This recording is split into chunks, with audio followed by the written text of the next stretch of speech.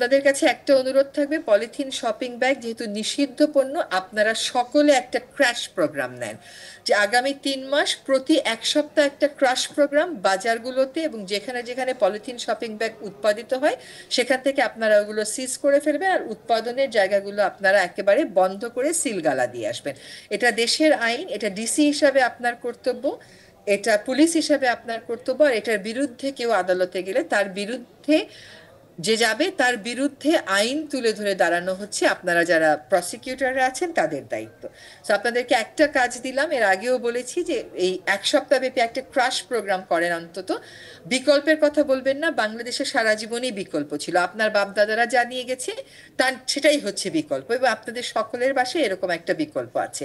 আপনারা ডিসি হিসাবে, এসপি হিসাবে যখন বাজারে যান, দয়া করে একটা ব্যাগ সাথে করে ক্যারি করে নিয়ে যাবেন, যাতে আপনাকে দেখে অন্য লোকেরা এটা শিখতে পারে।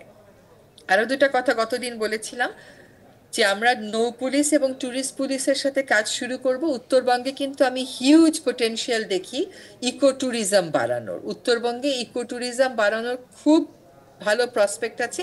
আর নদীগুলোর অবস্থা কম্পারেটিভলি এখনো দূষণমুক্ত হওয়ার কারণে কিন্তু আপনারা ডিসি সাহেবেরা চিন্তা করে দেখতে পারেন যে পরিবেশকে ঠিক রেখে কেমন করে আমরা ইকো ট্যুরিজম করতে পারি। আরেকটা হচ্ছে, আপনারা যদি যার যার জেলায় একটু হর্নের বিরুদ্ধে স্কুলের ছাত্রছাত্রীদেরকে এক করে, ওরা রাস্তায় বিভিন্ন সুন্দর ড্রেসি কাপড় চোপড় পরে অ্যাটেনশন ড্র করার জন্য দাঁড়িয়ে থাকে এবং হর্নের বিরুদ্ধে প্ল্যাকার্ডস দেয়, তাহলে প্রথমে আমাদের মানুষের মনস্তত্ত্বে এটা ঢুকাতে হবে যে হর্ন বাজানোটা আসলে আইনত দণ্ডনীয়। এটা সব ডিভিশনে একবার করে হয়ে গেলে তারপরে আমরা আইনের প্রয়োগটা শুরু করব। আপনাদের যদি কোনো সাহায্য লাগে পরিবেশ মন্ত্রণালয়কে জানাবেন।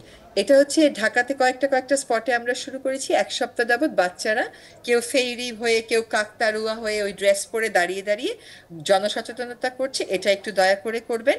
তো শব্দ দূষণ, পলিথিন দূষণের ব্যাপারে আপনাদের সুনির্দিষ্ট কর্মসূচি দেখতে পেলে আমরা খুশি হব। এটা আপনাদেরকে নিতে হবে, কারণ এই হর্নের আওয়াজ আসলে কোনোভাবেই সহ্য করা যায় না, এবং দরকার হলে পরিবহন মালিকদের ডেকেও একটু কথা বলে নেবেন যাতে তারাও এটার পার্ট হয়। এবং তারপরে কিন্তু আমরা একদম মে মাস থেকে ফাইন করা শুরু করব হর্ন বাজানোর বিরুদ্ধে, ইনশাআল্লাহ।